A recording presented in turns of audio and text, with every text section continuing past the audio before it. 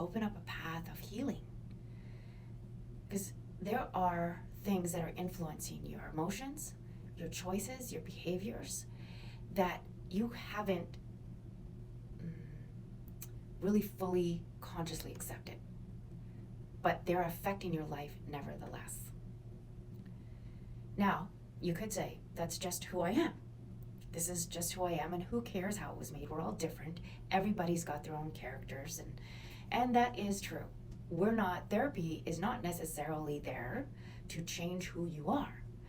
But if there is a pattern of problems that keep coming up for you, or you find yourself in a situation that seems unsolvable, how do you move forward? Well, you can approach it like a business plan and say, take action A, B, and C, and do this. But what if you're sitting in a spot where the direction you need to go isn't obvious? And there are a multitude of options, or at least two options, and both feel right depending on what state of mind you're in. I've created a technique that really has worked for me called box journaling. And it is the process of getting to know what emotions are driving my behaviors. The emotions, the thoughts that are driving my behaviors. And then how do I influence my world?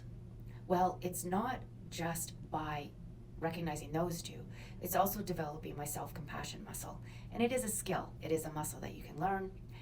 They are not cheerleading platitudes. They're actually things that resonate with the core of yourself that was there before the shame, before any difficult problems arose as a being in this world. And when you connect to that self, you find joy and acceptance and love for who you are and where you're at. So now, over time, as you get to know yourself that way, then decision making, saying no to some things, saying no to everything that makes you feel bad about yourself, and saying yes to the things that make you feel good.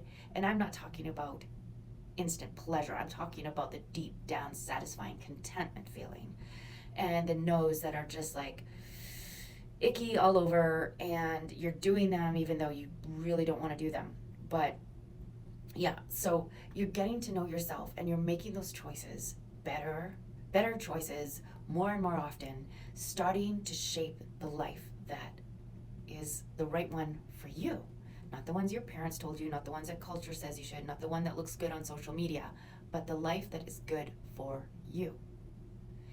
And that's what my box journaling technique is about. And I'm starting a 5-week program that is going to help you build the life that you want to build. It's called 5 Weeks of Finding Your Direction.